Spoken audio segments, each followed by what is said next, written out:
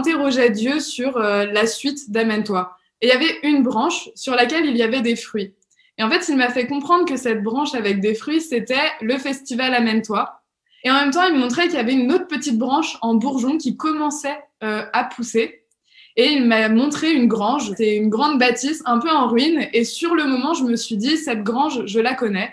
Je l'ai déjà vue. Elle est à Frénier même. On sent vraiment que le Seigneur nous a missionnés sur Frénier. Donc, ça peut paraître étrange pour ce petit village perdu au milieu de nulle part. Et en fait, on a commencé vraiment à prier autour de cette nouvelle branche qui poussait.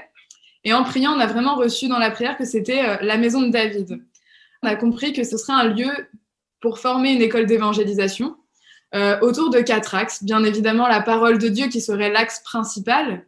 Ensuite, il y aurait la dimension de l'audiovisuel parce qu'aujourd'hui, on se rend compte qu'on a besoin des moyens audiovisuels. On a besoin de cette nouvelle évangélisation par les réseaux et donc de former des jeunes pour qu'ils fassent partie de cette nouvelle évangélisation puisque les jeunes d'aujourd'hui sont l'Église de demain.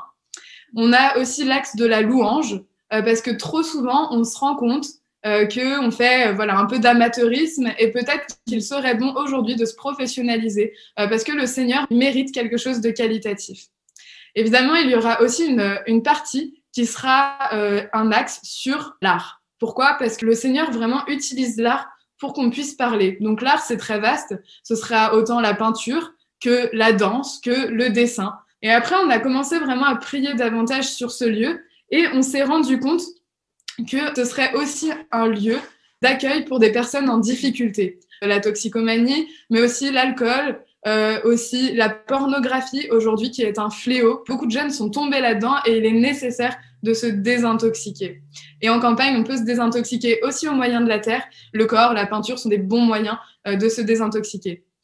Et évidemment, on aimerait aussi fonder sur le lieu, il y a donc une maison qui est notre première phase de restauration, notre première phase de campagne, et il y a la grange et un petit bâtiment qui ressemble à une chapelle. Et donc là, on aimerait faire une maison de prière 24 heures sur 24, 7 jours sur 7, avec une formation à ce qu'il y ait une maison de prière. Donc c'est un vaste projet. On sent que le Seigneur nous a vraiment mis ça sur notre route. Quand on prie, c'est toujours confirmé et reconfirmé.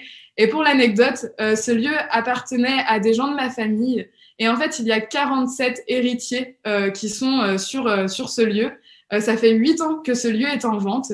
Et en fait, en une semaine, les 47 héritiers nous ont répondu oui pour nous vendre à l'association ce lieu. Donc, c'est assez incroyable de voir comment le Seigneur agit, de voir comment les portes s'ouvrent pour notre part. Ce live a pour vocation à vous transmettre un peu ces pôles, ces axes qu'on aimerait dans cette école, dans ce lieu.